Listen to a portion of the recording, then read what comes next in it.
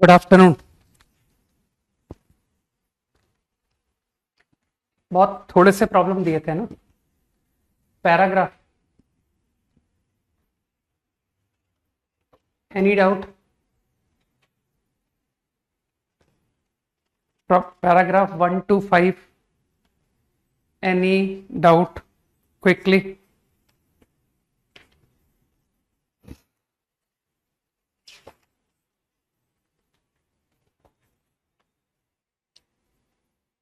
Third,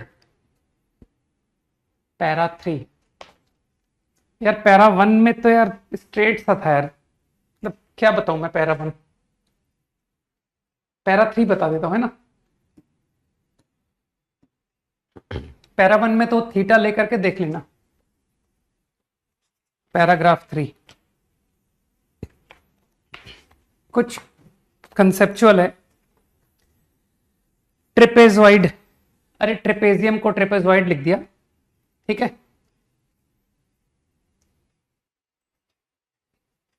lagging, lag हो रहा है, ठीक हो गया।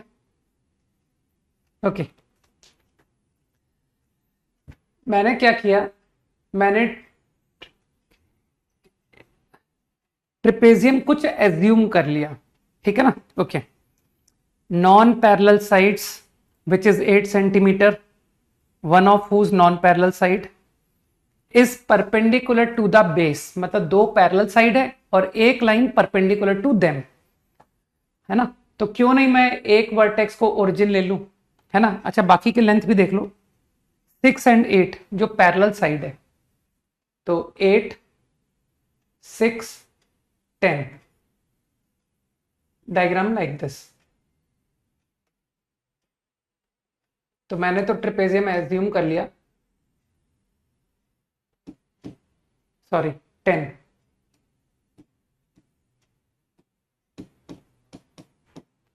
6, 8,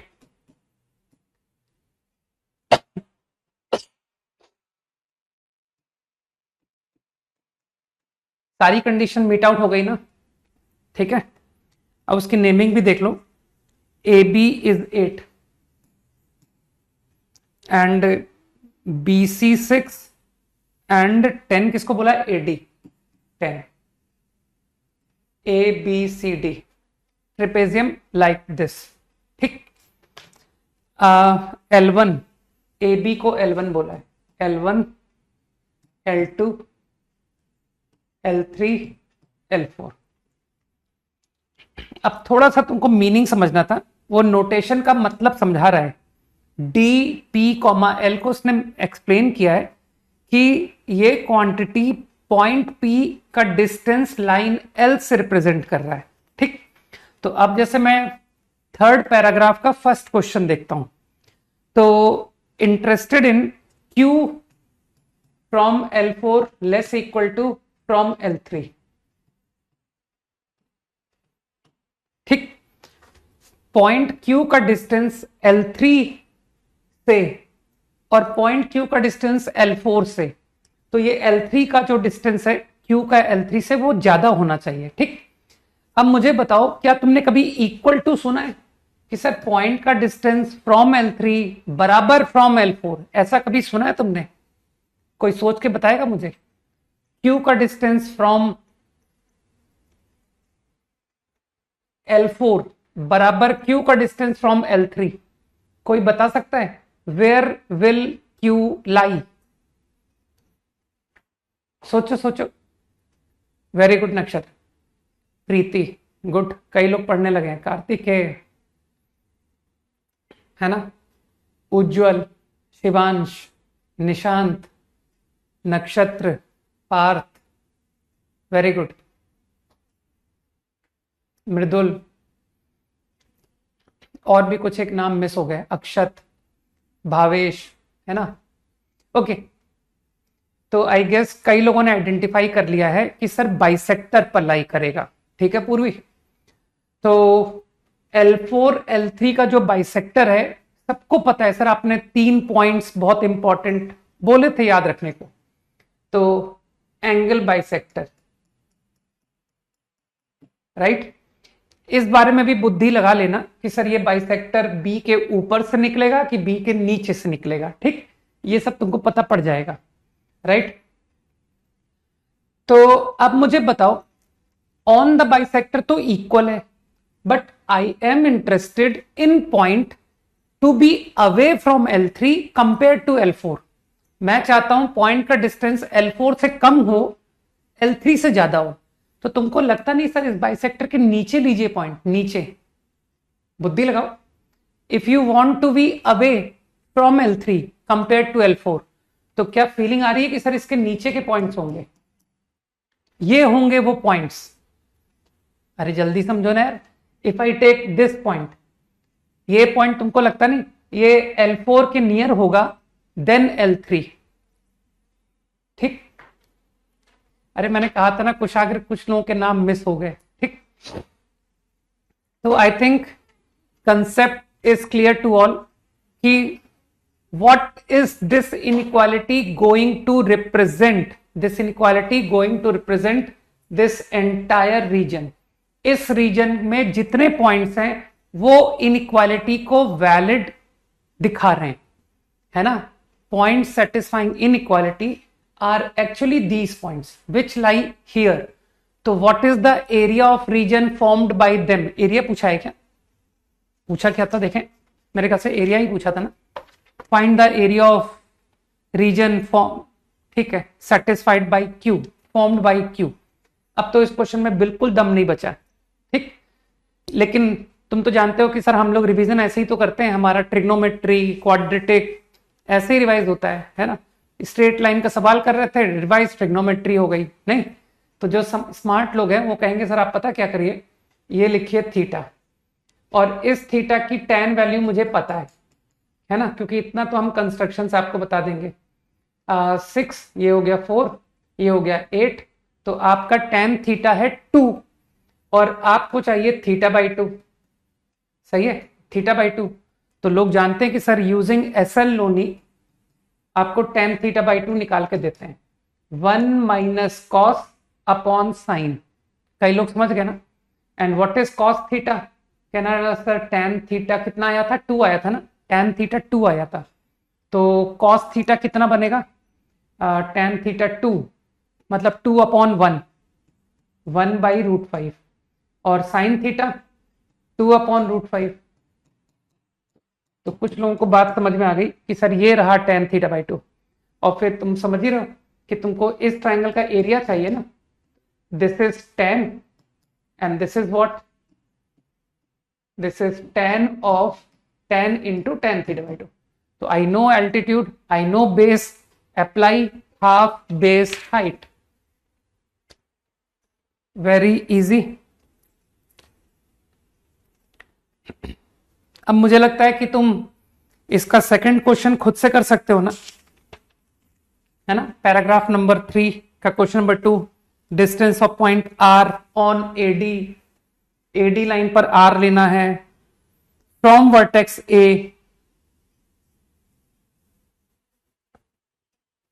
so that perimeter of RBC is minimum.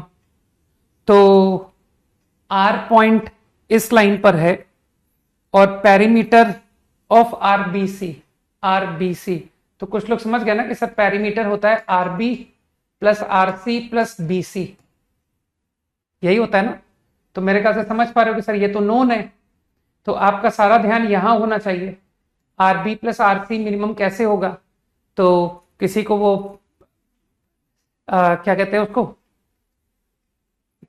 Maxima minima problems using geometry का लेक्चर ध्यान आ गया कि सर R पॉइंट यहां पर आप मूव करा रहे हो, कहीं भी ले सकते हो, तो आप BC में से किसी एक की इमेज ले लीजिए। सही कह रहा हूं ना मैं? अरे हाँ बोलो। तो इफ यू टेक इमेज तो दैट इज 0,-8, और अब कुछ समझदार लोग जानते हैं कि सर इसको B डैश बोलिए। तो आप RB, क्योंकि परपेंडिकुलर बाइसेक्टर है ये लाइन, तो कोई भी पॉइंट परपेंडिकुलर बाइसेक्टर पर होगा, उसका डिस्टेंस B से उसका डिस्टेंस B डैश से सेम है। तो आप तो RB प्लस RC के बजाय आप कहोगे RB dash plus RC। R B बराबर आर बी डैश। तो कई लोग समझ गए कि R B dash plus R C को मिन चाहिए, तो हर कोई कहेगा कि सर बी डैश को सीधा ज्वाइन कीजिए, सीधा ज्वाइन कीजिए, ये है आर, ये होना पड़ेगा आर, है ना, क्योंकि इसके अलावा तुम कोई सी भी पोजीशन आर की लोगे तो लोग कहेंगे कि सर ये तो एक छोटा बच्चा बता देगा। किसी बच्चे को बुलाना, कहना कि अपने पड़ोस से, वो 8th क्लास से नीचे वाले बच्चे को कहना, बताओ तुम इस तरह से जा रहे हो, यहां से यहां गए, फिर यहां से यहां गए, और फिर तुम डायरेक्ट ऐसे चले गए, तो बताओ छोटा रास्ता कौन सा है? तो वो बच्चा बता देगा कि भैया ये वाला छोटा रास्ता है। ठीक है ना, समझ गए ना? तो ये बच्चा भी बता देगा कि, और तुम लोग तो फिजिक्स के स्टूडेंट हो, तुम लोग तो डिस्प्लेसमेंट, डिस्टेंस, पता नहीं क्या क्या हाई फाई टर्म जानते हो, ठीक। और तुम लोग तो ट्रायंगल का आइडिया भी जानते हो कि सर इसी बात को हम ट्रायंगल से बोलेंगे कि देखिए अगर आपने ऐसा सिचुएशन लिया कि ये है पॉइंट, तो देखिए एक ट्रायंगल बन रहा है, और फिर sum of this plus this is more than third, सही है ना? तो कितने तरीके से बता दो कि this plus this is going to be more than this, जबकि इस पोजीशन के लिए आपका जो सम डिस्टेंस आ रहा था वो इक्वल टू दिस आ रहा था, है ना? तो मेरे ख्याल से कुछ लोगों को बात समझ में आई कि ये quantity greater equal to B dash C, min value. अब रही बात आर की, तो अगेन किसी 9th क्लास के बच्चे को बुलाना जिसको सिमिलर ट्राइंगल आता हो, है ना, जिसने सिमिलर पढ़ा हो, वो बताएगा तुमको कि ये आर कैसे निकालना है। वो भैया को ज्ञान देगा, कहेगा भैया आप स्लोप वगैरह छोड़ो, आप तो 9th क्लास की ज्योमेट्रीज करो कि ये ट्राइंगल और ये ट्राइंगल सिमिलर, ठीक। तो वो बताएगा कि देखो this upon this is equal to this upon this, है ना? तो प्रोपोर्शनैलिटी रूल से आपको ए आर की वैल्यू निकाल के दे देगा। चलो up to paragraph number 5 any other?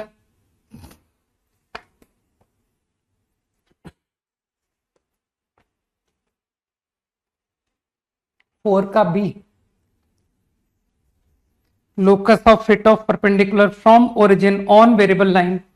कैसी बात कर रहा है यार, लोकस का सवाल तुमको करना नहीं आता? हाँ, ओरिजिन से वेरिएबल लाइन के ऊपर ओरिजिन से परपेंडिकुलर डाला, तो क्या तुमको इस बात का ज्ञान नहीं है कि सर ओरिजिन से परपेंडिकुलर डाला है, इसी को एच के बोलना है क्योंकि इस फुट का लोकस चाहिए। तो क्या इस लाइन की इक्वेशन डायरेक्ट नहीं मिल गई? कितने बार किया हुआ है हमने ये, एच एक्स प्लस के वाई बराबर एच स्क्वायर प्लस के स्क्वायर। सोचो इस बारे में, ये लाइन की इक्वेशन मैंने कैसे लिखी, सोचो सोचो, जल्दी से सोचो इस बारे में। How do I obtain equation of this line?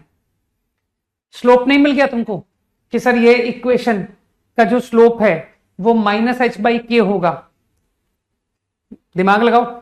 और इसी तरह से ये जो लाइन है ये एच के से पासिंग है, पासिंग थ्रू एच के, having slope minus H by के, आई ऑब्टेन दिस इक्वेशन। अब उसके आगे लैंग्वेज पढ़ लो, वो क्या कह रहा है। Consider a variable line which passes through intersection of this and this. अब एक काम करो, ये जो दो लाइन है ना, forget L1 plus lambda L2, छोड़ो, इन दोनों का इंटरसेक्शन निकालो और इस इंटरसेक्शन को यहां पुट कर देना। जैसे ही पुट करोगे आंसर। मेरे ख्याल से कुछ समझदार लोग समझ गए मैंने क्या कहा। ये जो भी लोकस है उसने कहा तो है ये लाइन वो दो गिवन लाइन के इंटरसेक्शन से पासिंग है, तो मैं क्यों unnecessary L1 plus lambda L2 में भिड़ रहा हूं? सीधा वो दोनों का इंटरसेक्शन निकाल के पुट ना कर दूं? हाँ बोलो। अप टू 5 ओवर, कैसी बात कर रहा है, आंसर नहीं आ रहा है, आंसर सामने लिखा हुआ है। 4 का सी डू योर सेल्फ, ठीक। जो बहुत लल्लू सवाल है उनको बताने में मुझे तकलीफ होती है, मतलब एक्स एक्सेस वाई एक्सेस को कट कर रहा है ए और बी, हाँ, और ट्राइंगल ओ ए बी का सेंट्रॉइड यही नहीं पता है। तुम यही नहीं पता है कि ए को a,0 बोला, 0,b बोला, एच के बोला, ओरिजिन 0,0 है, सेंट्रॉइड को एच के बोला, तो उसकी मदद से तुम्हारा कैपिटल ए और कैपिटल बी निकल आएगा। कुछ लोग तो ओरली बता देंगे सर 3h,0, 0,3 के निकल आया। और ए बी की इक्वेशन ओरली बता देंगे कि सर आपने तो इंटरसेप्ट ही बता दिया लाइन के, ए बी की इक्वेशन ही बता दी हमने, x/3h प्लस y/3k। अब तो इतना स्ट्रांग होना चाहिए कि सर हमसे ओरल हो रहे हैं क्वेश्चन, लाइन की इक्वेशन ही बता दी मैंने third, x/3h plus y/3k is 1।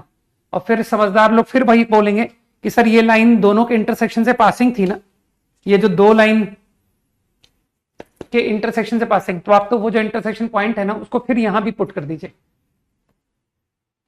नहीं 5 को मैं छोड़ रहा हूं, ठीक है।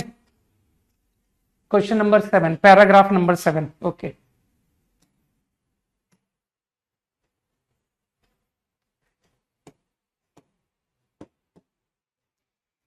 इसमें थोड़ी सी एक्चुअली मैंने कैलकुलेशन की हुई है।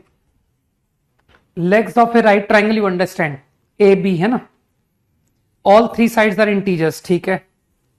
Perimeter is equal to area, ये राइट ट्राइंगल है ना, तो पेरीमीटर क्या होता है, ए प्लस बी। वो थर्ड साइड, तीन तीन वेरिएबल कौन निपटाएगा, लो दो वेरिएबल में करते हैं बात कि सर वो थर्ड साइड यूजिंग पाइथागोरस, नहीं 7 हटाया थोड़ी था मैंने, गलत बात, 7 नहीं हटाया था जितना मुझे ध्यान है, ठीक है। Perimeter is equal to area, right triangle half A B. एक बात देख लो, मैंने पेरीमीटर और एरिया कलेक्ट कर लिया कि नहीं, ठीक है। हाँ 2 और 6 हटाया था, ठीक। बस अब कुछ समझदार लोग जानते हैं कि ये स्कूल में तुम्हारे सर लोगों ने पढ़ाया था कि स्क्वायरिंग करते वक्त रूट को एक तरफ रखते हैं, बाकी सारे टर्म को एक तरफ ले जाते हैं, सही लिखा है ना, तो ठीक है स्क्वायरिंग कर दो, A B minus 2 A plus B whole square 4। अब करो मैनिपुलेशन करो थोड़ा सा, तो क्या आएगा यार, 4 times a square plus b square cancel हो गया,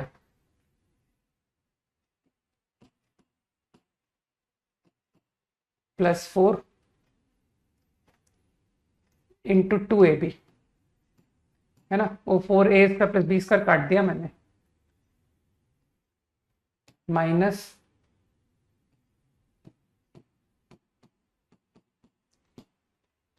एक बार देख लेना मेरी कैलकुलेशन सही है कि नहीं, है ना, क्योंकि कैलकुलेशन थोड़ा मैं गलत करता हूं।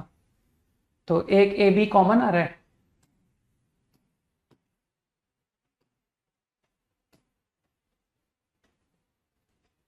यहां तक सब सही है।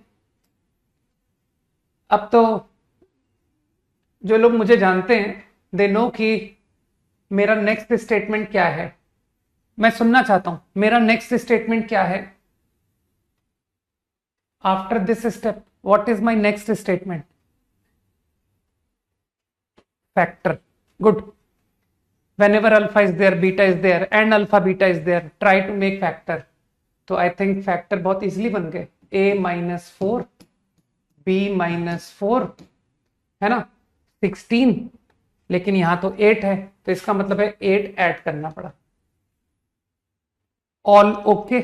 अब तुमको लगता नहीं कि सर ये भी तो इंटीजर है, इंटीजर इंटू इंटीजर इज 8 है ना, तो केस बना लो कि व्हाट इंटीजर है ना, तो इंटीजर इंटू इंटीजर केस बनाते चले जाओ सर, 1 इंटू 8 ट्राई करूंगा, -1 -8 ट्राई करूंगा, 2 इंटू 4 ट्राई करूंगा, -2 इंटू -4 ट्राई करूंगा। ए बी को इंटरचेंज करने से कोई दूसरा ट्राइंगल तो मिलेगा नहीं कि सर आपने 8,1 क्यों नहीं लिखा, अरे वही सेम ट्राइंगल मिल जाएगा यार, है ना। तो इससे देख लो ए बी के क्या क्या आंसर आ रहे हैं, 5 12, कैलकुलेशन ठीक है मेरी, ठीक।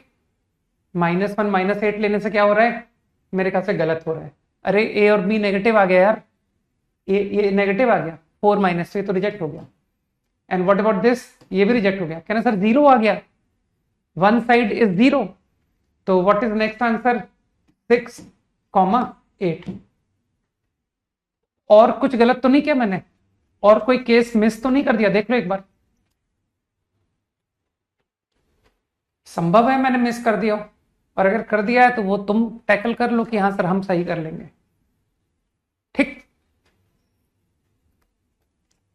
ट्राइंगल मैंने ऑब्टेन कर दिया, अब तो प्रॉब्लम में कुछ बचा ही नहीं सर, खत्म हो गया। कहां तक दिए थे? 9 तक है ना, up to paragraph number 9। Any doubt? जल्दी बात को फिनिश करो, सर्कल्स पढ़ेंगे। 8th para.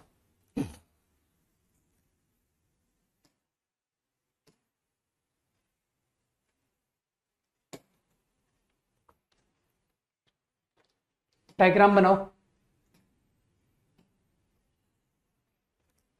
A 5,0, B C and D।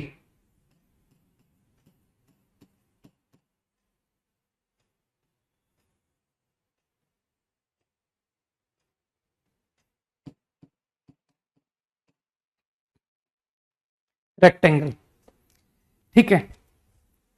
फिर से वही कंसेप्ट। अब एक मैं तुमसे थोड़ा सा मैं एप्टीट्यूड चेक करता हूं। तुमने डिस्टेंस तो समझ लिया, चलो तुम देखता हूं मैं तुम्हारे कितना तुम फील समझते हो बात को। min of 2,3,4, tell the value. इसकी वैल्यू बताओ मुझे, बताओ। Find the value of this quantity. 2 है ना, तुमको लगता नहीं? इसे बिल्कुल कॉमन सेंस ही तो लिखा हुआ है, minimum of this and this, answer is 3। बस इसी तरह से तुम लोग समझ गए कि सर इसी तरह से अगर आप पूछते मुझसे तो आई विल आंसर 4। सही है ना? अब थोड़ा इस इनइक्वालिटी को समझने की कोशिश करना। x less than equal to min of a, b, c, है ना? एकदम एप्टीट्यूड वाली बात कर रहा हूं। I do not know the minimum value. कौन मिनिमम है? I do not know. Okay, think x जो है वो ABC में जो सबसे छोटा है ना, सबसे छोटा, उससे भी छोटा है। सोचो, है ना? तो out of 4 numbers x, a, b, c में क्या तुम फील कर गए कि सर अगर आप 4 नंबर की बात करो x, a, b, c, तो इन 4 नंबरों में सबसे छोटा नंबर कौन है? x। x सबसे छोटा हुआ, तो बिल्कुल एप्टीट्यूड वाली बात है। तो अगर मैं इस इनइक्वालिटी को बोलूं इज इक्विवेलेंट टू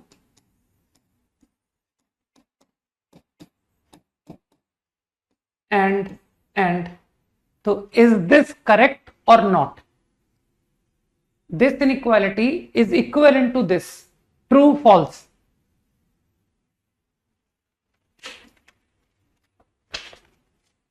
बोलो, ये ट्रू है कि नहीं है?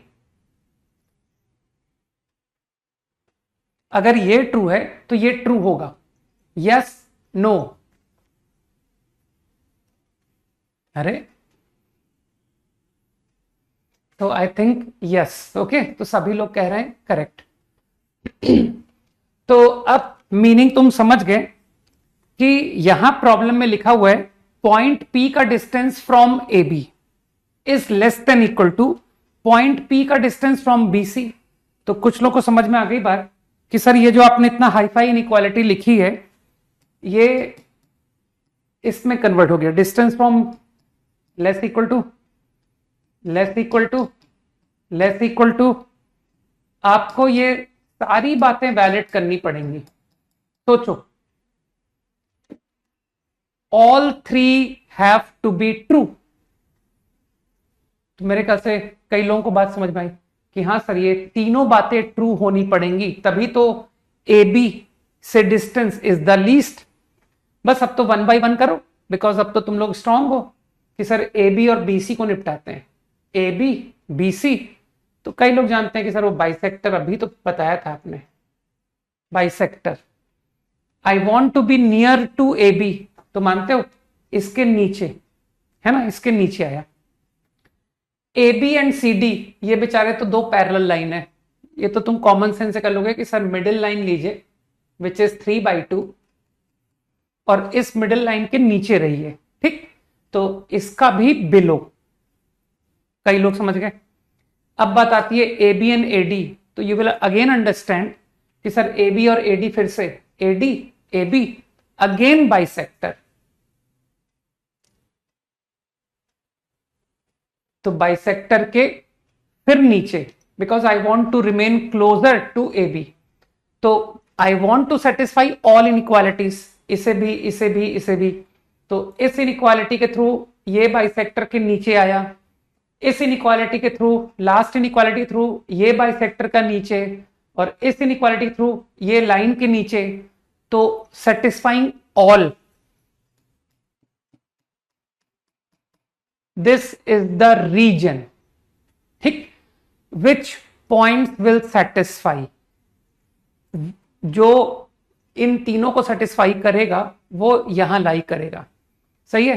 तो अब तो यार ट्रिपेजियम है, ठीक, और ट्रिपेजियम तो तुमने, ये स्ट्रेट लाइन तो तुमने सही बना ली, क्योंकि सर ये 0 5, तो आपको पता है आप आइसोसेल्स ट्रायंगल बना रहे हो 45 डिग्री का, है ना, एंगल बाइसेक्टर 90 का तो 45 होता है ना, तो ये 45, ये भी 45, तो ये आइसोसेल्स ट्रायंगल, तो ये जो मिडिल पॉइंट है ना, ये 5/2 है, ये 5/2 है, तो इसका मतलब है क्योंकि ये y = x लाइन है, तो 5/2, 5/2, तो इसलिए मैंने कॉन्फिडेंटली ये बना दिया था।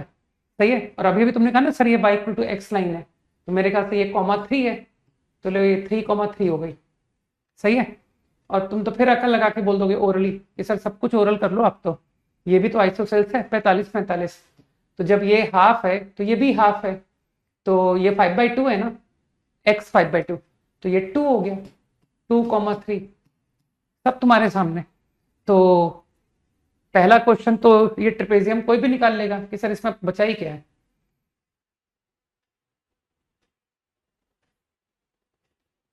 हो गया। अरे (3, 5/2, सॉरी 3/2, 3/2, 3/2, 3/2, तो फिर से वही 5/2 से 1 डिस्टेंस, 5/2 से 1 डिस्टेंस, तो ये 7/2 होना चाहिए, 7/2, 5/2। कुछ लोगों को बात समझ आ रही है। तो half sum of parallel side into distance between, आ गया ट्रेपेजियम। और तुम्हारा वो आखिरी सवाल भी हो गया कि सर आखिरी सवाल में आपने लिखा हुआ है, आखिरी नहीं second, distance should be greater equal to max. तो अब इतना एप्टीट्यूड तो है ना तुमको कि अगर नंबर मैक्स से बड़ा है, इन तीनों में जो हाईएस्ट है उससे भी बड़ा, ठीक है ना, तो 3 नंबर का हाईएस्ट से भी बड़ा, इसका मतलब है x इज द लार्जेस्ट। तो अब तुम लोग, कई लोग समझ गए कि सर अब अगले क्वेश्चन में A B is the largest number, ठीक, क्योंकि वो आउट ऑफ 3 नंबर बिगेस्ट है, इन तीनों से भी बड़ा है। तो कुछ समझ में आ गई ना बात कि सर सेकंड क्वेश्चन में ये आना था, तो इसका मतलब है बाइसेक्टर के ऊपर, बाइसेक्टर के ऊपर, ये लाइन के ऊपर, तो कौन सा रीजन है, कहना ये रहा रीजन। तो दूसरा भी हो गया कि सर ये तो बेचारा ट्रायंगल है, हाफ बेस हाइट, आपने सब तो लिख रखा है, कोई भी लिख देगा half base height, extremely easy है ना। तो 2 सवाल तो यूं ही निपट गए। और तीसरे सवाल में कुछ दम है ही नहीं, पॉइंट का distance from A B, A B line कौन है, ये है ना, रेक्टेंगल के अंदर है पॉइंट, तो यार ए बी से किसी भी एक्स वाई का डिस्टेंस लोगे तो मानते हो कि सर वो तो वाई आ जाएगा, ठीक है ना। अरे कोई भी पॉइंट को मैं x, y बोल रहा हूं, ठीक है, x, y, तो अगर इसका डिस्टेंस ए बी से, तो ये तो y के बराबर हो गया, तो इसका मतलब ये इक्वेशन लिखिए y - 3/2, y - 3/2 का स्क्वायर, प्लस सेम पॉइंट का डिस्टेंस फ्रॉम एडी, मानते हो वो पॉइंट का डिस्टेंस एडी से तो x हो गया, that point is x, y। तो आपने एकदम ही बुद्धू समझ लिया हमको, आपने ये इक्वेशन दे दी। तो तुम तो समझते हो कि सर अगर इसको इक्वल टू रीड किया जाए तो ये तो सर्किल है, 0,3/2 को सेंटर और रेडियस 1 लेकर के, रेडियस 1 सॉरी, आहा, ये है circle.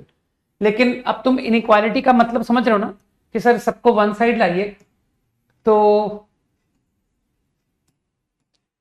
s greater equal to zero, S1 greater equal to zero का क्या मतलब, सर्किल के बाहर होता है। तो इस सर्किल के बाहर, लेकिन ट्रायंगल रेक्टेंगल के अंदर भी रहना है।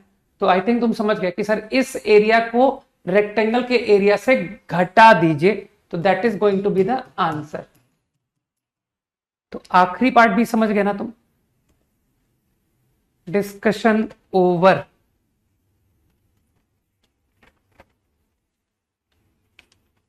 क्विकली, लास्ट क्लास हम लोग क्या कर रहे थे?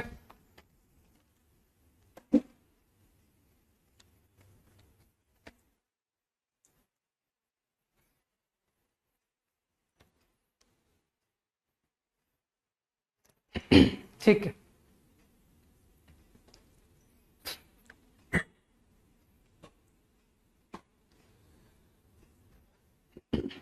Discussion complete.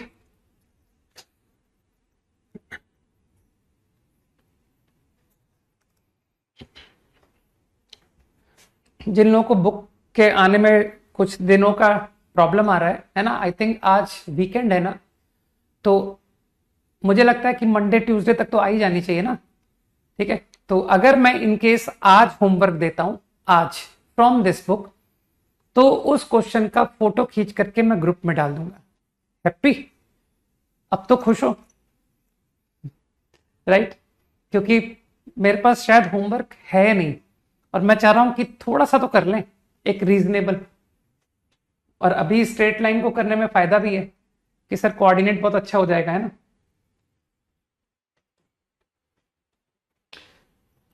Okay, last class में मैंने क्या बताया था, बता देता हूं मैं। I think chord whose mid point की बात हम कर चुके हैं, है ना। कॉर्ड ऑफ कॉन्टेक्ट की मैंने बात की थी लास्ट क्लास में, है ना। बस इतने ही फॉर्म में बताए थे ना, chord whose mid point is known, chord of contact. ठीक है,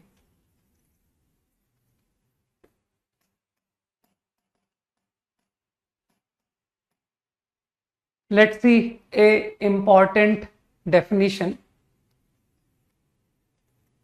ठीक,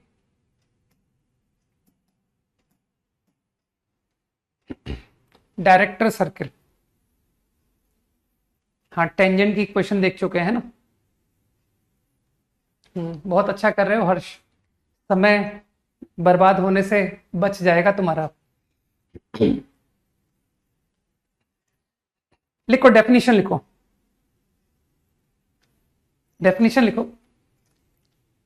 locus of point, locus of point from where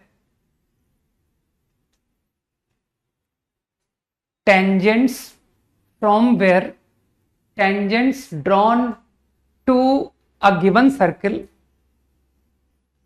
locus of point from where tangents drawn to a given circle are perpendicular, are perpendicular,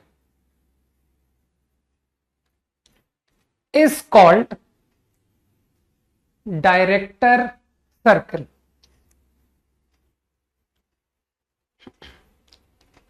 is called director circle। एक बहुत simple सी चीज है, हम लोग straight line पढ़ लिए, हम लोग सर्कल्स पढ़ लिए, मतलब सर्किल के एंड तक पहुंचने वाले हैं।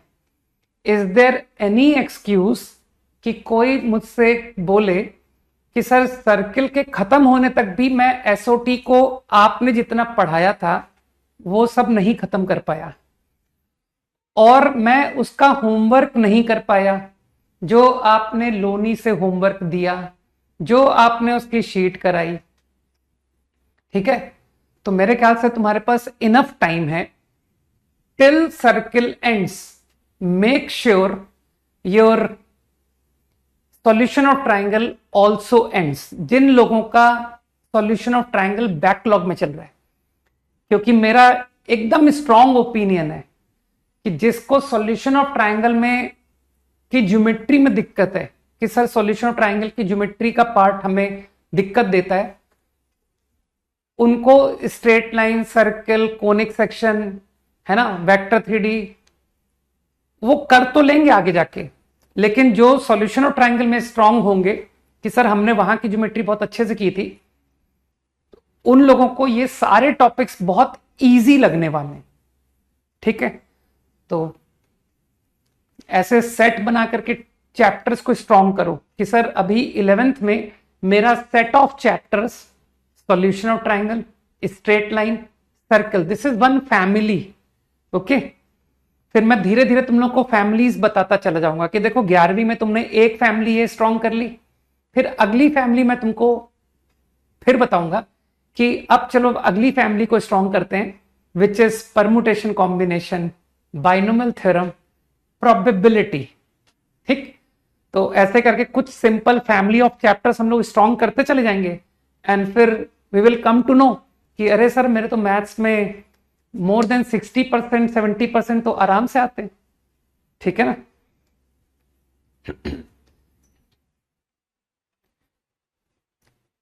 तो डेफिनेशन को तुम लोगों ने समझा कि मैंने डायरेक्टर सर्किल क्या डिफाइन किया. तो अभी मैं जो बात कर रहा हूं वो फॉर अ सर्कल, एक सर्कल गिवन है, एक सर्किल नोन है. ठीक, गिवन अ सर्कल. अब तुमसे क्वेश्चन पूछा गया है कि for this circle obtain director circle. इस सर्किल का डायरेक्टर सर्किल बताओ. तो डायरेक्टर सर्किल मैंने क्या कहा, डायरेक्टर सर्किल एक लोकस है, एक लोकस को डायरेक्टर सर्किल कहा जाता है. And locus of what, locus of points from where tangents drawn to this circle are perpendicular. तो अगर आप पॉइंट से परपेंडिकुलर ड्रॉ करोगे, टेंजेंट्स ड्रॉ करोगे, टेंजेंट्स, तो दे विल बी परपेंडिकुलर. सही है. तो ऐसे पॉइंट के लोकस को डायरेक्टर सर्किल कहा जाता है. अब तो तुम तुरंत समझ गए कि सर आप लोकस की बात कर रहे हो. तो because I am interested in find locus, तो तुम तो एच के से शुरू करोगे ना कि sir let's call it H comma K. My interest is to find locus of this point. ठीक, अब तुम बहुत ही सिंपल रहने की कोशिश करते हो ना कि सर 10th क्लास की गणित की मदद लें कि ये टेंजेंट है, तो मानते हो सेंटर से 90 एंगल दिखाना पड़ेगा, 90. फिर तुम कहोगे सर ये भी तो टेंजेंट है इस पॉइंट पर, तो सेंटर से ये भी 90 बनेगा. मानते हो ये रेडियस हो गया, ये रेडियस हो गया, यहां तक ऑल ओके. ठीक, अब एकदम simple geometry, you will say कि सर इसको थोड़ी देर के लिए सेंटर सी बोल रहा हूं मैं. डोंट यू थिंक, कोई हाई फाई बात नहीं, टू द पॉइंट बात करते हैं. आपको पी में इंटरेस्ट है ना, पी में मान तो ये आर रेडियस है, ये सीपी. तो तुमने जो स्कूल ज्योमेट्री सीखी है, तुमको लगता नहीं सर ये एंगल बाइसेक्ट हो गया, ये दोनों एंगल इक्वल हो गए, अरे ये congruent triangle up to 10th सुना है कि नहीं सुना है कि सर ये दोनों कॉन्ग्रुएंट है, तो ये 45 एंगल हो गया कि नहीं. अगर ये 45 है तो क्या तुमको लगता है कि सर ये रेडियस नोन है, रेडियस इज नोन, तो क्या मैं तुमको सीपी लेंथ लाके दे सकता हूं using sine theta cos theta कि सर इस राइट ट्राइंगल पे जाइए और आपकी सीपी लेंथ जो है वो R hypotenuse r upon sin 45, that comes out r upon sin 45 which is r root 2. अब मुझे बताओ, क्या डायरेक्ट आंसर बोलूं कि यार ये वेरिएबल पॉइंट का फिक्स पॉइंट, ये फिक्स पॉइंट है ना, क्योंकि सर्किल तो नोन है, तो अगर सर्किल गिवन है तो उसका सेंटर भी तो गिवन है। तो डोंट यू थिंक कि locus of moving, distance of moving point from a fix point is coming to be constant. तो what is the locus? Locus is circle. कि सर ये तो लोकस तो सर्किल आ गया, तो डायरेक्टर सर्किल का आंसर लिखूं डायरेक्ट? मैं डायरेक्ट तुमको आंसर लिख रहा हूं कि what is the director circle with same centre, है ना। तो जो भी लोकस आ रहा है that is the circle with centre C and radius r√2। Squaring करो ना यार, तुम तो जानते हो 2 times r² that is g² f² minus C. तो लोग याद रखते हैं, तुम भी याद रखो कि director circle for a given circle जो है वो एक कॉन्सेंट्रिक सर्किल आता है। कॉन्सेंट्रिक समझते हो, सेम सेंटर। तो इस बात को रट लो, इसमें कोई बुराई नहीं है।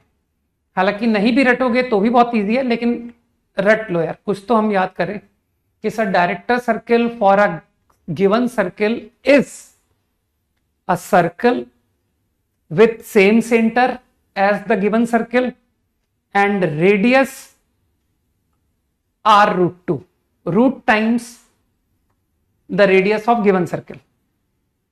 आगे मैं डायरेक्ट याद यूज कर सकता हूं, ध्यान रखना। और डेफिनेशन तो बिल्कुल ही मत भूलना कि डायरेक्टर सर्किल है क्या। डायरेक्टर सर्किल पर कोई भी पॉइंट जो है ना, उससे परपेंडिकुलर टेंजेंट पड़ेगी।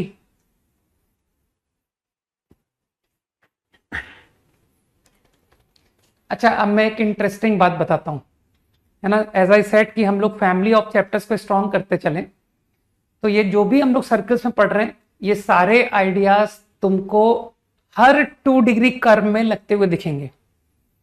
तो आगे जाकर के तुम लोग और भी 2 डिग्री कर्व पढ़ने वाले हो, called parabola, called ellipse, called hyperbola.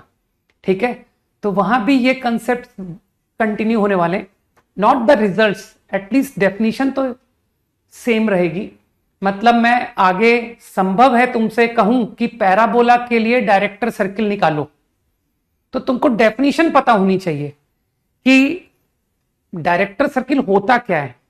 तो तुम आगे जब कभी पैराबोला पढ़ोगे या एलिप्स पढ़ोगे, तो एटलीस्ट तुमको डेफिनेशन पहले से पता होनी चाहिए कि गिवन कर्व अगर वो पैराबोला है, तो पैराबोला को पॉइंट से परपेंडिकुलर टेंजेंट पड़ेगा, उस पॉइंट का लोकस को डायरेक्टर सर्किल कहेंगे।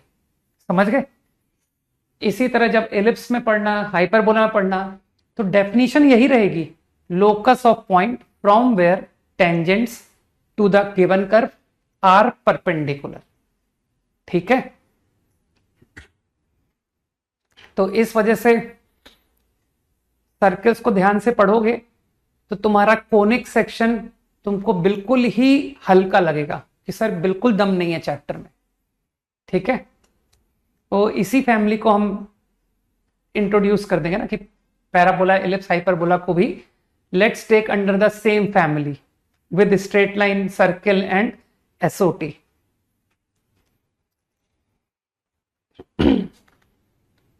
Definition clear? डायरेक्टर सर्किल की डेफिनेशन क्लियर, और सर्किल के लिए तुमने रिजल्ट भी रट लिया। ठीक, ओके। थोड़े से और रिजल्ट रटते हैं, फिर क्वेश्चन करेंगे, है ना। थोड़े ज्यादा रिजल्ट होते हैं तो क्वेश्चन करने में इजी लगता है।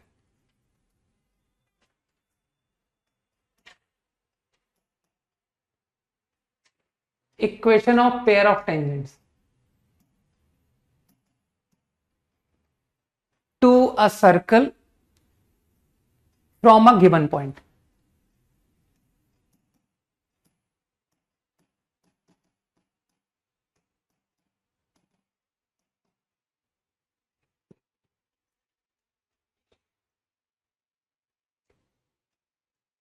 तुमको एक सर्कल गिवन है,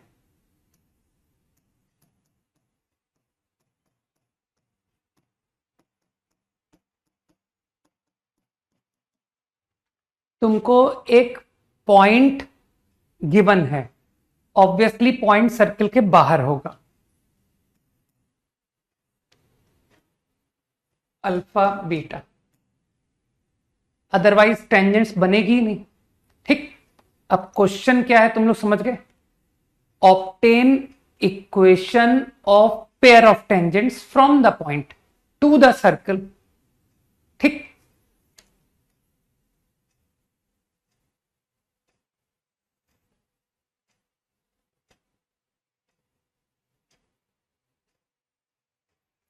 मुझको पेयर ऑफ टेंजेंट, मुझे पीटी लाइन, मुझे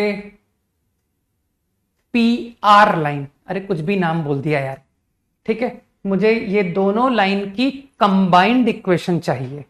ठीक,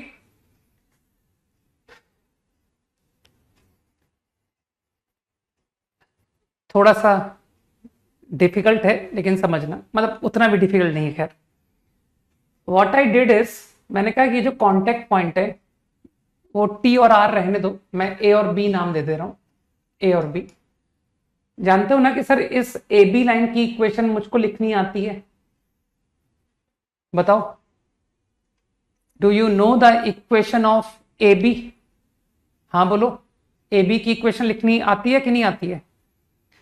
तो कई लोग जानते हैं कि सर ये जो ए बी है इसको कॉर्ड ऑफ कॉन्टेक्ट कहते हैं, तो इसकी इक्वेशन आप डायरेक्ट लिख दो using the idea of chord of contact. तो equation of A B is what? वो टी बराबर 0 फॉर्मूला है ना, alpha x beta y 2g into x plus alpha by 2 become this 2f into y plus beta by 2 plus c. This is the equation of AB. सही। अब तुम्हारा interest पीए PB की combined equation में है, तो मैंने थोड़ा सा intelligently what I said is कि इसको चलो लोकस की तरह क्वेश्चन करते हैं। मैं कोई भी पॉइंट चूज कर रहा हूं ऑन आइदर पीए और पीबी। तुम इस बात को फॉलो करोगे कि ये जो भी रिलेशन मैं तुमको लिखूंगा ना, वो रिलेशन अगर तुम पीबी पर भी लेते ना तो भी सेम रिलेशन सेटिस्फाई होता है ना, वेदर यू टेक एच के ऑन पी ए और यू टेक एच के ऑन पीबी, है ना, तुमको भी फट से दिखेगा कि हाँ सर यही रिलेशन आप पीबी पर लेते ना तब भी सेम आता है। ठीक, मैंने क्या किया, आई सेड कि centre C, let us drop perpendicular from H K to chord of contact, let us drop perpendicular from P. मानते हो ना कि सर अगर आप पी को सेंटर से ज्वाइन करते तो ये अपने आप ही परपेंडिकुलर हो जाता। ये सब बातें तुम जानते हो कि सर ये भी कॉन्ग्रुएंट ट्रायंगल होते हैं, दिस एंड दिस, है ना, ये सब तो सिंपल ज्योमेट्री से समझते हो तुम कि सर ये 90। ठीक, तो क्या फील कर रहे हो कि सर ये ट्रायंगल और ये ट्रायंगल सिमिलर? जल्दी से हाँ बोल दो, this triangle is similar to this triangle. ठीक, अब मुझे बताओ, तुमको लगता नहीं कि अगर आपने पॉइंट को एच के को यहां लिया होता तब भी यही रिजल्ट आता कि मैं परपेंडिकुलर डालता और कहता कि देखो ये ट्रायंगल और ये ट्रायंगल सिमिलर। तो जो भी रिलेशन मैं निकालने जा रहा हूं, क्या एग्री करते हो कि that relation will be satisfied by points lying on both the lines PA as well as PB? ठीक, अब चलो सिमिलैरिटी से जाते हैं। तो सिमिलैरिटी से मैं इसको नाम नहीं देना चाह रहा था, है ना, क्या मैं यूज करूं कि सर ये लेंथ अपॉन ये लेंथ, है ना। अब इस लेंथ को लिखना चाहता हूं, तो तुम अच्छी तरह जानते हो ना कि सर ये तो लेंथ ऑफ टेंजेंट का फॉर्मूला लगा दीजिए, HK से length of tangent to the circle, that is root S1 formula. तो you will understand.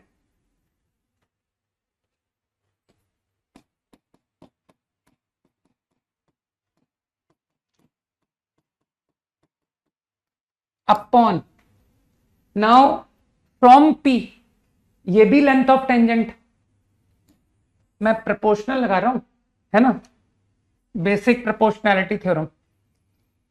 Length of tangent root S1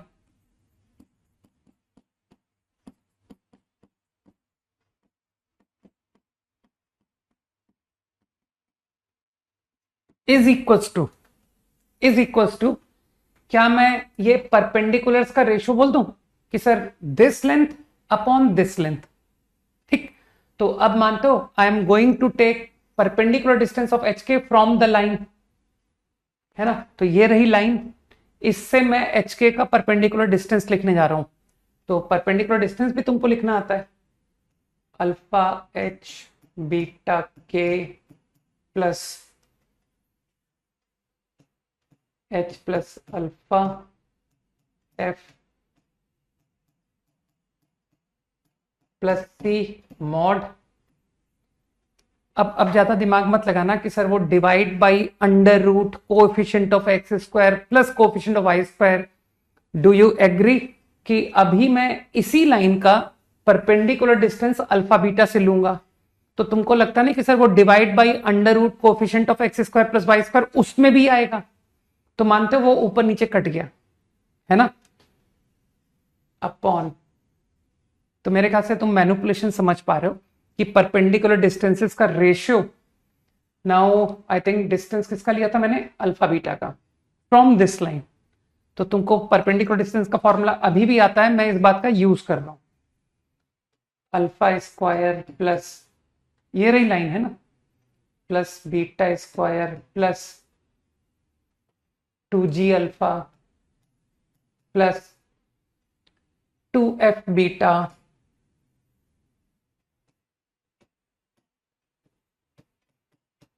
plus C. I think calculation is clear, है ना. बाकी तुम कई लोग जानते हैं कि सर ये सब जीके है, अल्टीमेटली तो आप मेहनत करके आंसर निकालोगे और फिर रटवाओगे. ठीक, अब थोड़ी सी मैनिपुलेशन करो भाई. तुम लोग सभी समझ रहे हो कि सर आप चाहो तो इसके ऊपर से मॉड हटा सकते हो, कारण अल्फा बीटा सर्किल के बाहर है. सबको पता है कि जब पॉइंट सर्किल के बाहर होता है तो S1 पॉजिटिव होता है, याद है. तो इस पर मॉड लगाने की कोई जरूरत नहीं, आप चाहो तो मॉड निपटा सकते हो. तो थोड़ी सी कैलकुलेशन कर लो ना कि सर इसको काट दीजिए, रूट एक्स लिखा है या ओनली एक्स लिखा है, तो क्या कैंसिल करके ये नहीं रह गया, रूट ऑफ दिस ओनली. सही, तो अब मैं आंसर को एक्स वाई में लिख दूं कि यार वो लोकस आने के बाद HK को लोग एक्स वाई लिख देते हैं. तो फाइनल आंसर कहां पर सबसे बड़ी जगह दिख रही है, रूट इंटू रूट, है ना. तो योर फाइनल आंसर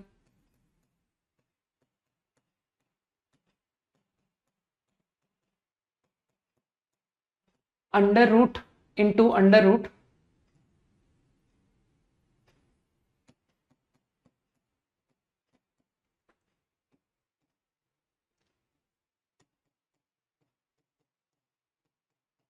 बराबर दिस. तो समझ रहे हो कि सर आप अगर रूट हटाते हो दोनों तरफ से तो स्क्वायरिंग हो जाएगी, इधर स्क्वायर हो जाएगा, होल स्क्वायर, है ना. And whole square what, alpha x beta y G x plus alpha y plus beta plus C. तो अब तक का सबसे भयानक फॉर्मूला कि this is the equation of pair of tangent. देखने में बहुत डरावना है लेकिन रटने में इजी है. क्यों, क्योंकि तुम सारी नोटेशन तो पहचानते हो यार। तुम कहोगे सर ये नोटेशन जो है ना, ये तो टी लिखा है। देखो, एस में जाओ, एक्स स्क्वायर को एक्स एक्स वन मतलब एक्स अल्फा, तो ये तो टी लिख रखा है, टी का स्क्वायर। ये एफ है, ये एस वन है। तो now to remember, this is the formula, रट लो।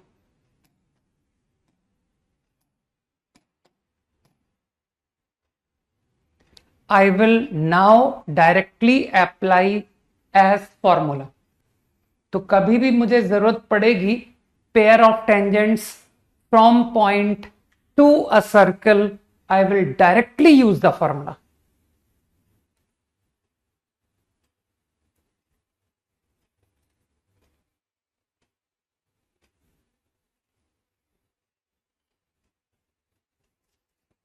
समझो भाई।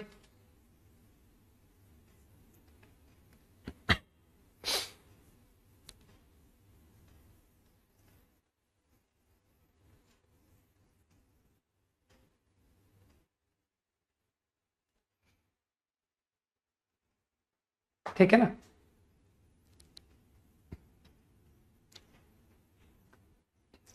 Ten seconds quickly.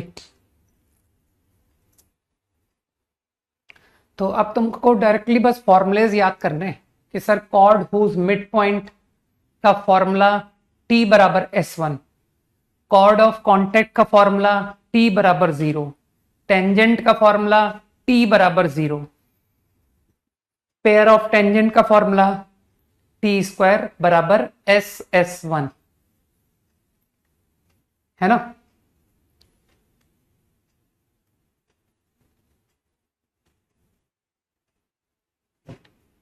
Done. Okay, बस मन में सोचते रहो कि ये जो कुछ मैं पढ़ रहा हूं ये सबसे इजी है, सबसे इजी है। मैथ्स ही तो अकेला सब्जेक्ट है जो पूरा फील दे देता है ना। फिजिक्स ऑल्सो नहीं कि सर फिजिक्स और मैथ्स ये दो सब्जेक्ट काफी फील दे देते हैं।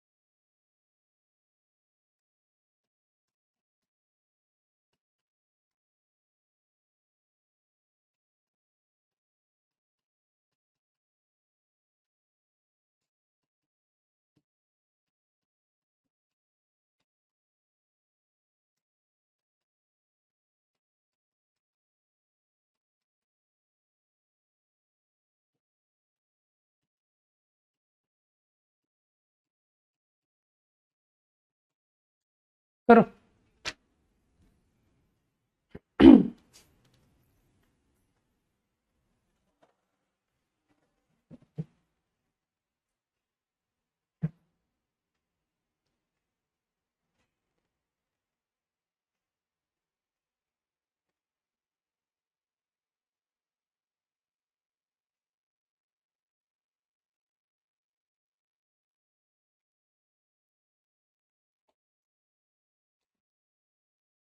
कॉपीड।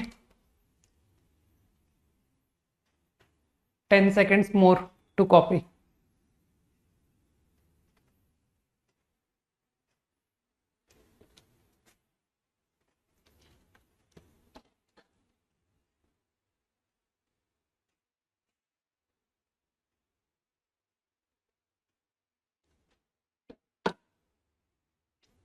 करो, ट्राई करो।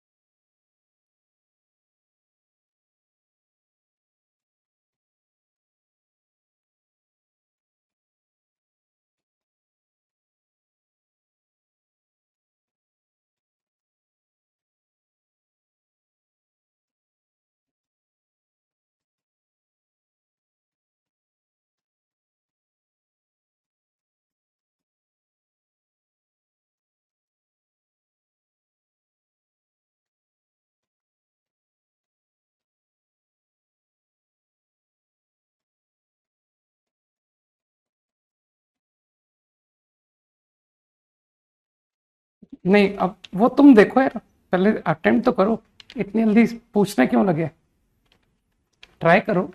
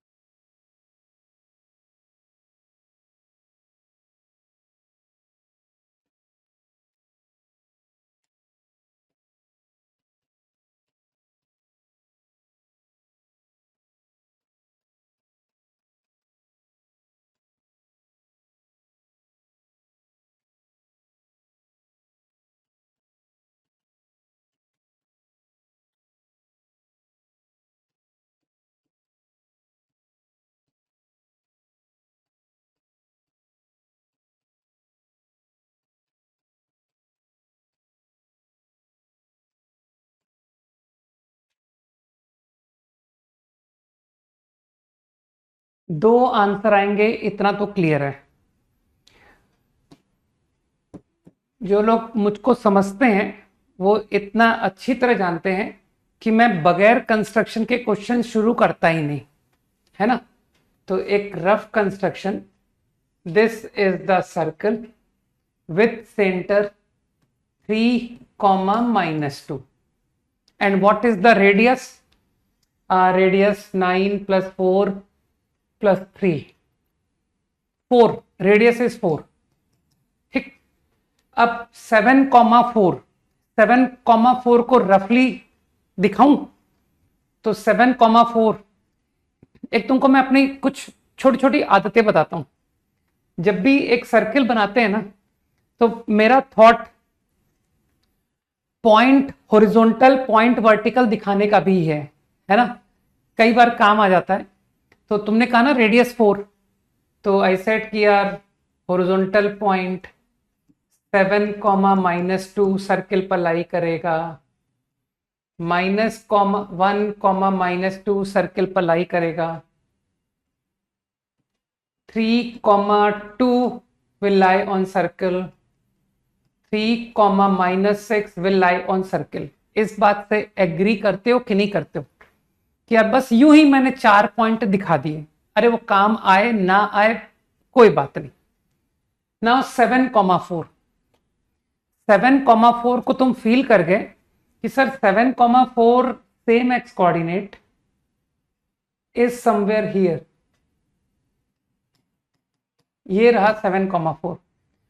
तो मानते हो कि सर ये तो बगैर एफर्ट के आउट ऑफ 2 टेंजेंट्स एक टेंजेंट तो ओरल निकल आई कि सर एक टेंजेंट तो यही है।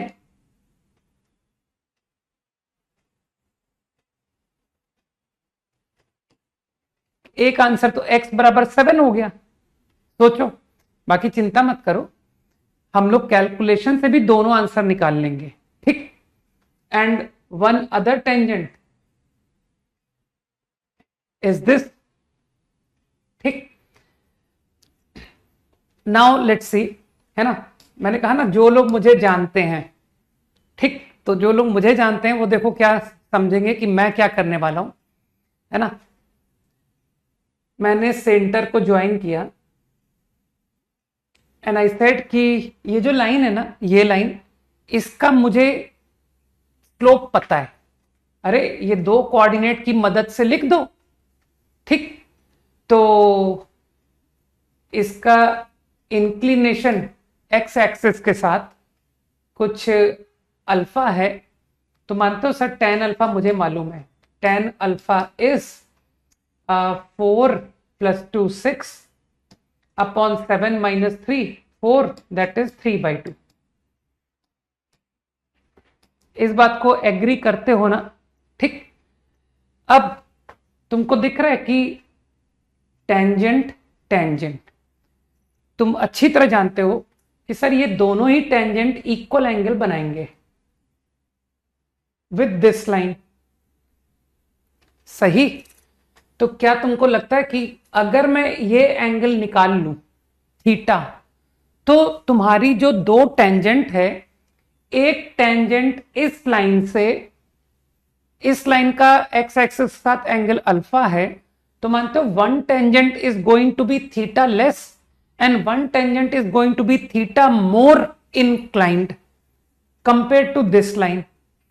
तो मुझे लगता है कुछ लोग मेरी बात को पकड़ गए कि सर ये आइडिया हम लोग स्ट्रेट लाइन में भी लगाते थे, आपने बहुत सारे क्वेश्चन करवाए हैं, है ना, यूजिंग दिस थॉट कि what is going to be the slope of tangent is going to be alpha plus theta, tan is going to be alpha minus theta tan।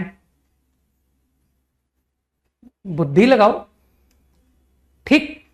तो अल्फा प्लस माइनस थीटा से मुझे slope मिल जाएगा, है ना? अब रही बात थीटा की, तो इसको तो हम ज्योमेट्री से कर लेंगे। देखिए, आई नो रेडियस कहीं पे ले लो यार, कि सर यहां ले लो, इस फिगर पे ले लो, कि ये वाला फिगर तुमको कॉम्प्लिकेटेड लग रहा है। रेडियस है 4, मानते हो ये डिस्टेंस फॉर्मूले से निकल आया, लगाओ डिस्टेंस लगाओ, 7 - 3 का स्क्वायर 16, 4 + 2 का स्क्वायर 36, 36 + 16 कितना हुआ? 52 ना?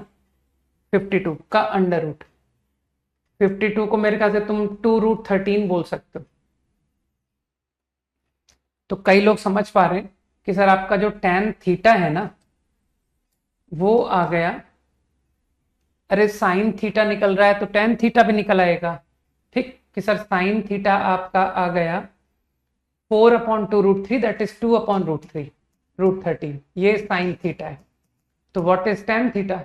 निकाल लो पाइथागोरस से, है ना, दैट इज 2/13 - 4 कितना हुआ? 9, 2/3 समझना पड़ेगा, राइट? नहीं, मैं पहले अपनी अप्रोच बताता हूं, है ना। वेरियस मेथड्स तो हम लोग बहुत कर सकते हैं, लेकिन व्हाट आई लाइक, सबसे पहले तो मैं वो बताना प्रेफर करता हूं, ठीक? क्योंकि कुछ लोग जानते हैं कि सर आप जो है ना इस टेंजेंट्स के स्लोप में ही तो इंटरेस्ट थे, आपको पॉइंट ऑन टेंजेंट तो पहले से ही पता है 7,4, आपको केवल स्लोप में इंटरेस्ट है। तो स्लोप के लिए ये बढ़िया आइडिया है कि सेंटर से ज्वाइनिंग लाइन से एक थीटा मोर इंक्लाइंड है और एक थीटा लेस इंक्लाइंड है ना। तो ये कोई पहली बार तो कर नहीं रहा हो, इसलिए tan अल्फा सामने लिखा है, tan थीटा सामने लिखा है, कैलकुलेशन कर लो। तो if I go for plus 3/2 plus 2/3 1 minus, तो क्या दिखाई दिया कि अरे ये तो डिनोमिनेटर में 0 आ गया, इसका मतलब है ये तो इन्फिनिटी आंसर दे गया। तो मैंने कहा था मैं कैलकुलेशन से तुमको निकाल के दिखा दूंगा। तो देखो एक लाइन वर्टिकल आ गई कि नहीं, इनफाइनाइट स्लोप की लाइन कुछ लोग जानते हैं ना कि sir vertical line is the line who slope is not defined. तो मानते हो एक answer x = 7 using calculation also I am able to obtain. और रही बात दूसरे आंसर की, तो वो माइनस थीटा वाला फॉर्मूला लगाओ, 1 प्लस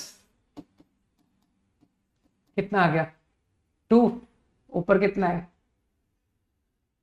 5/6, 5/12 आ गया।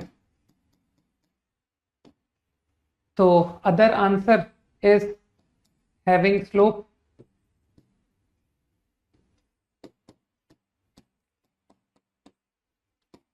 ठीक। तो तुम्हारी टेंजेंट्स की इक्वेशंस आर ओवर, राइट? तो this is a good method, right, to obtain equation of tangent. बाकी मुझे कोई तकलीफ नहीं है अगर तुम्हारे में से कोई कहता है कि सर हम तो फॉर्मूले से करते हैं, है ना भाई। कई लोग होंगे जो who will go like this कि सर हम पता है हमने क्या किया था, हमने किया passing through 7,4, this is the tangent, now drop perpendicular from center and make it radius. So if you drop perpendicular from 3, -2,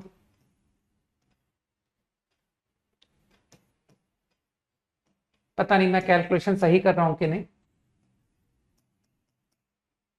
equal to radius, सही है।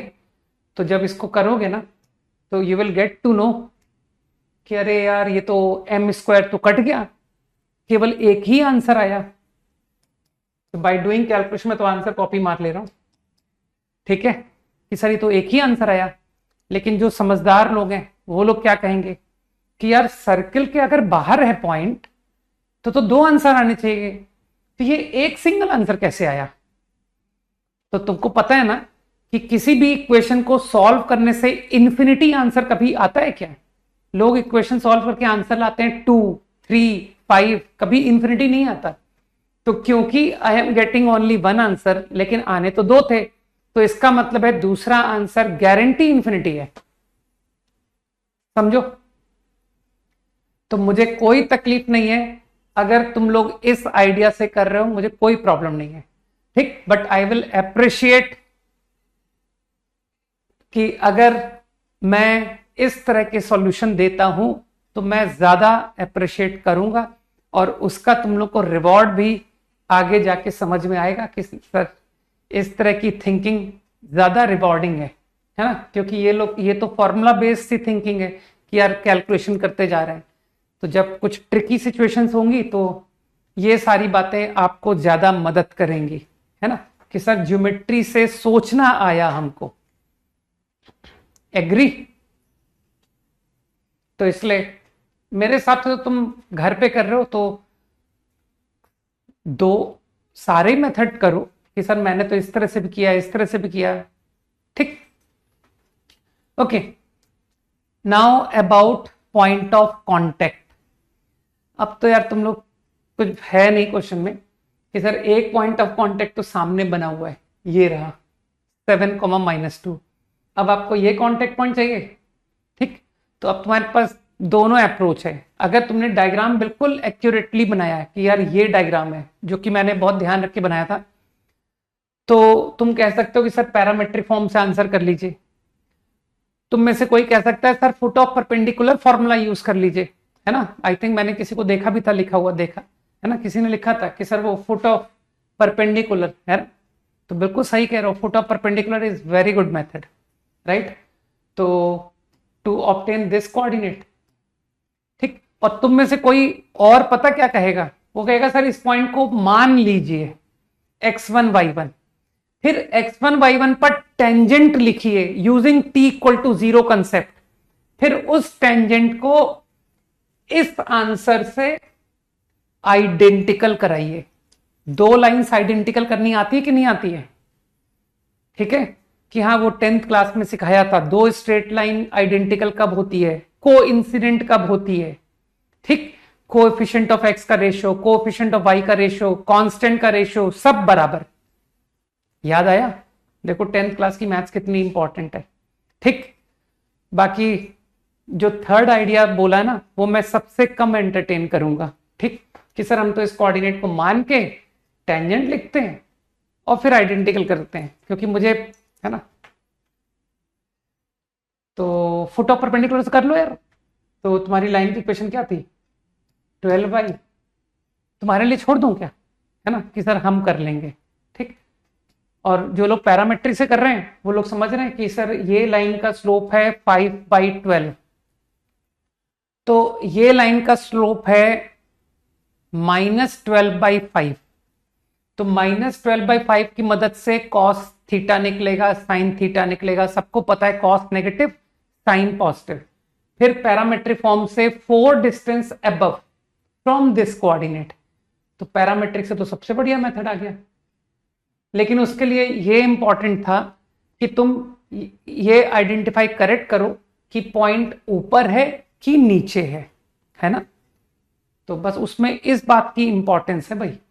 तो R x plus R cos theta, तुमने मुझे टेन थीटा कितना बताया था, -12/5। तो cos theta is going to be negative -12/5, मतलब 5/13 आएगा, सही है ना। और y coordinate -2 + 4 sin theta which is 12/13 only. This is going to be the foot of point of contact.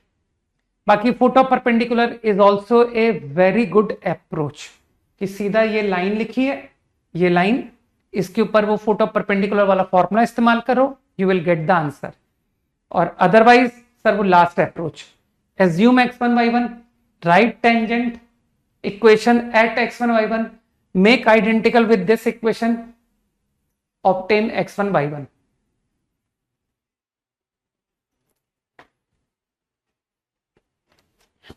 Done.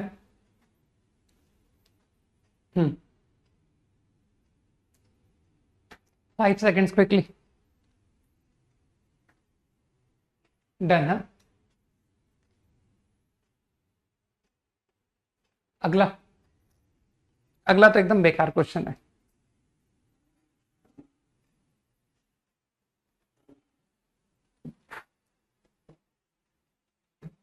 अरे रनिंग चीज, कभी रनिंग को तुम बराबर आ ही नहीं पाओगे, समझ गए। तो ये बैकलॉग वाले बार बार ये बात मत बोला करें। जो रनिंग है उसको तो लेके चलना ही चाहिए, उसके साथ में साइमल्टेनियसली थोड़ा थोड़ा बैकलॉग क्लियर करना चाहिए, थोड़ा थोड़ा।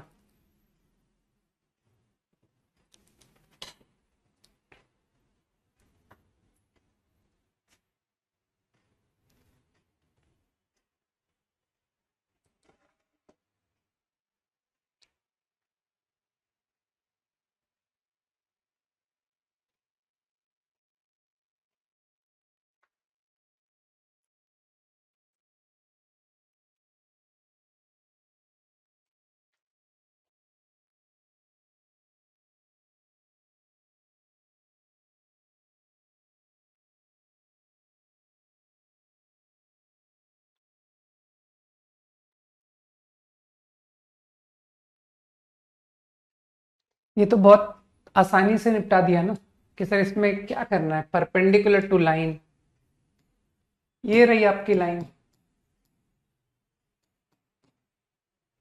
ये हो गई लाइन परपेंडिकुलर टू दिस, सही है ना। बस अब तुम जानते हो कि सर अब इस क्वेश्चन में ज्यादा दिमाग नहीं लगाते, आपको सी निकालना है directly perpendicular from centre equal to radius. तो centre is what 1, 2, radius is what 1 + 4 + 4 3। तो सी डायरेक्ट दो आंसर आएंगे। तो perpendicular from that upon 5 is 3, c -10 बराबर ±15 25, -5। तो योर आंसर है ना will be this as well as this.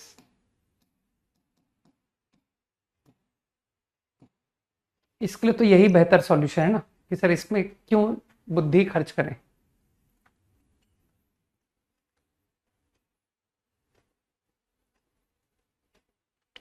Done.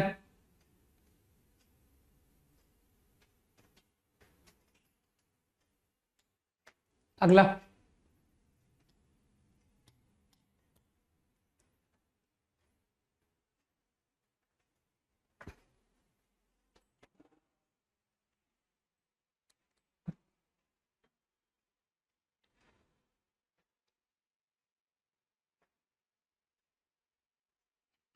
तुम लोग बस अपने होमवर्क को अपडेट रखो बस, ये टेस्ट वगैरह के बारे में कुछ सोचने की आवश्यकता नहीं है।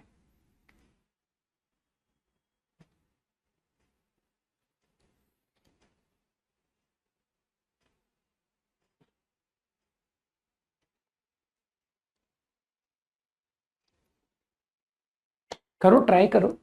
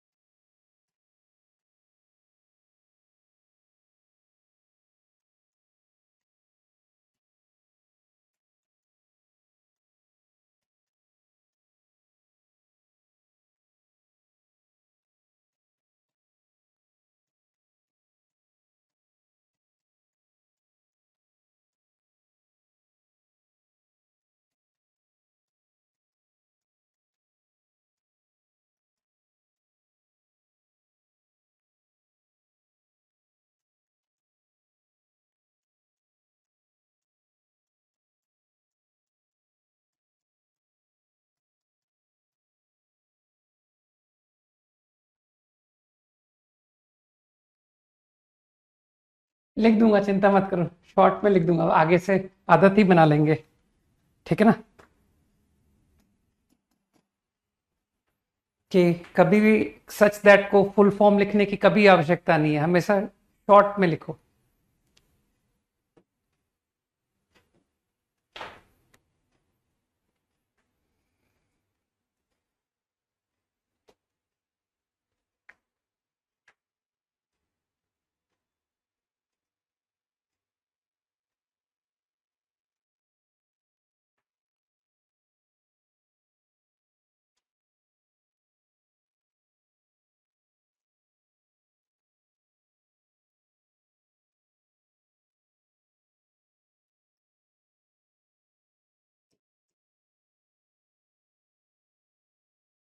काफी इजी है यार ये question.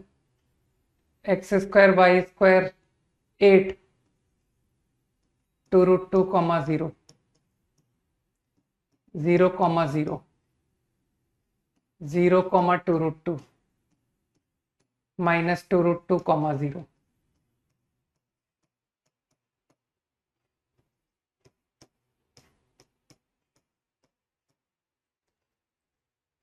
From point 4,0 4,0 is somewhere here.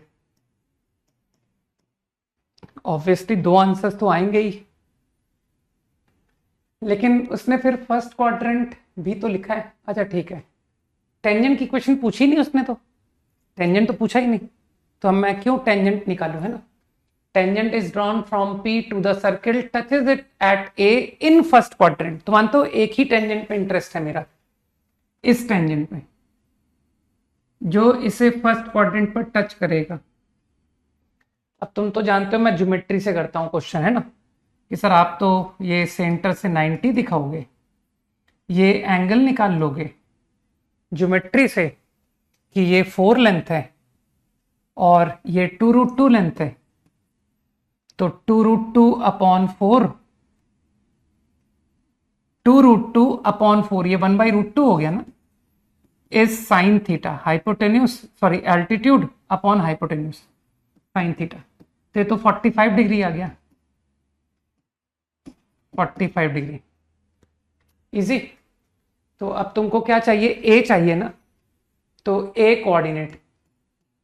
तुमको लगता नहीं सर पैरामेट्रिक फॉर्म से निपटा दीजिए, अगर ये 45 है तो ये भी 45 है,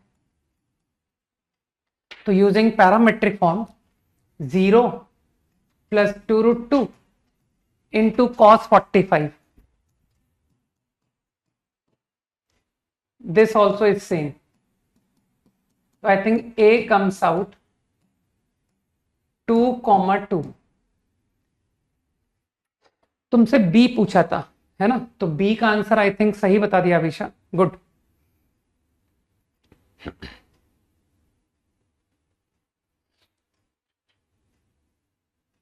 फाइंड B, मिनट में A नहीं पूछा था, फाइंड B।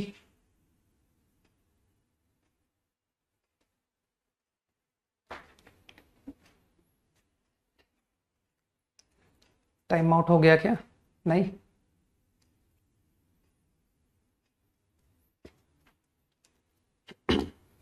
तुम्हारा एडवांस का टेस्ट है ना,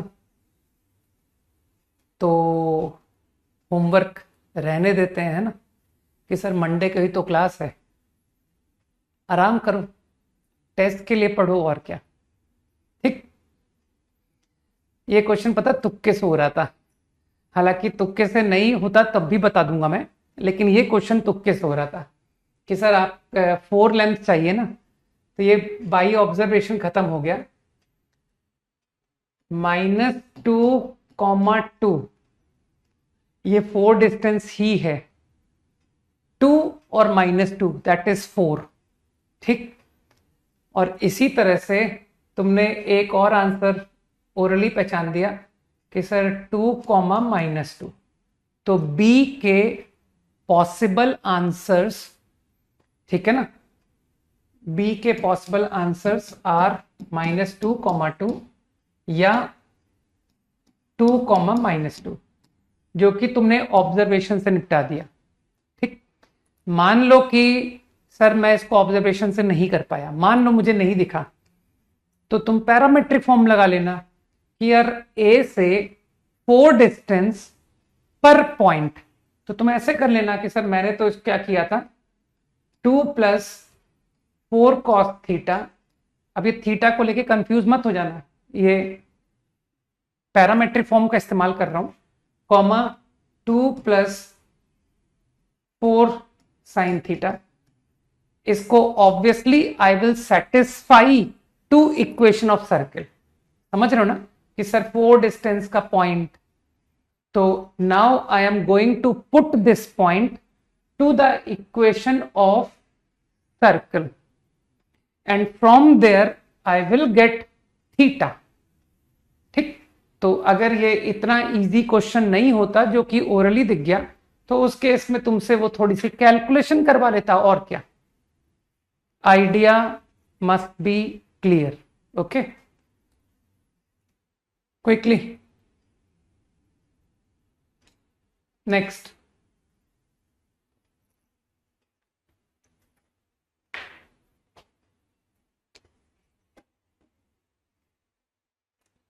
अरे वो सीधा 4 लेंथ इतनी इजी थी कि सीधा वर्टिकल पॉइंट हॉरिजॉन्टल पॉइंट ही सीधा डिस्टेंस 4 दे रहा था।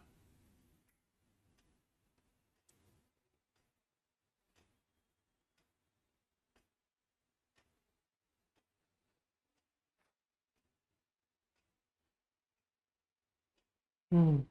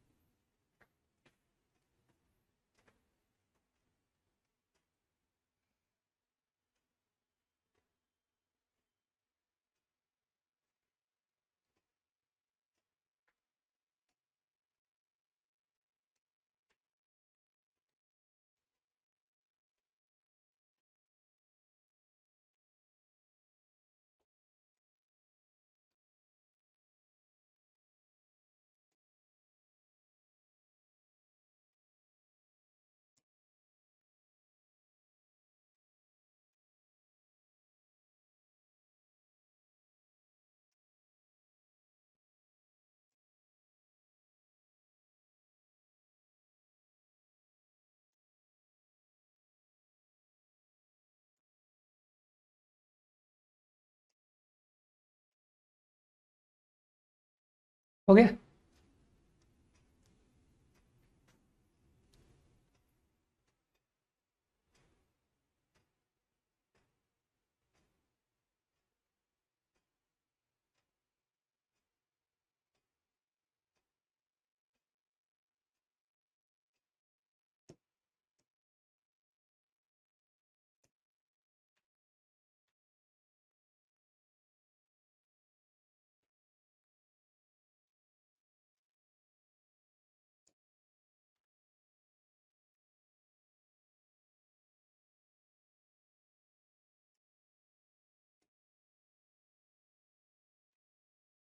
तो वो शेड खुद के क्रिएट करवा रहा है ना, बताया था ये।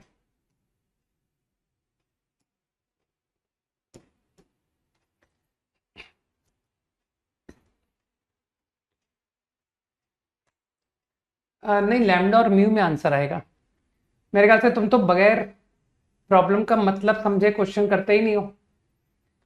बताएगा इसमें कोई कि इसमें बड़ा सर्किल कौन है? दोनों कॉन्सेंट्रिक तो सबको दिख रहे हैं कि कॉन्सेंट्रिक सर्किल है।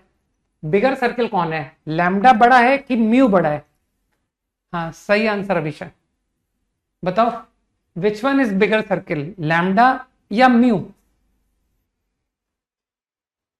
लैम्डा, है ना, क्योंकि पॉइंट ऑन लैम्डा से आप टेंजेंट ड्रॉप कर रहे हो, तो पॉइंट शुड बी आउटसाइड। तो any point I choose on lambda circle, ये लैम्डा सर्किल है। ठीक, ये कलर तो बिल्कुल दिखाई नहीं दे रहा है। ठीक, this is lambda circle.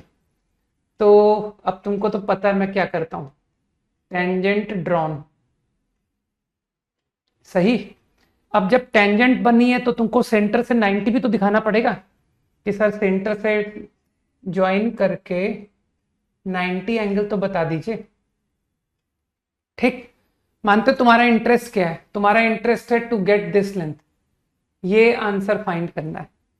Now don't you think कि this is the radius of mu circle, है ना? एंड डोंट यू थिंक कि सर ये भी रेडियस है of lambda circle?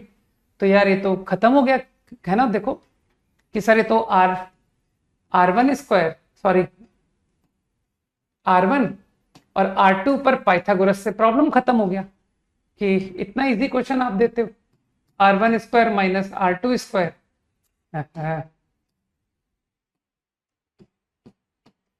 Is my L। सही है। और अब तुमको R1 तो पता ही है कि सर R1 लैम्डा सर्किल का आंसर है, रेडियस है G square F square minus lambda, R2 square mu radius, mu circle का रेडियस। तो your answer mu minus lambda. सही है, परफेक्ट। और किसी को अगर थोड़ा फॉर्मूला बेस्ड करना है कि सर नहीं नहीं ऐसे सॉल्यूशंस नहीं चलेंगे, थोड़ा फॉर्मूला सॉल्यूशन, तो दे विल से कि इस पॉइंट को मान लो कि ये अल्फा बीटा है। अब दे विल से कि सर लेंथ ऑफ टेंजेंट का फॉर्मूला लगाइए, रूट S1 फॉर्मूला। तो ये जो L है इसको हम लिख सकते हैं रूट S1, तो अल्फा बीटा की length of tangent to mu circle. तो योर आंसर इज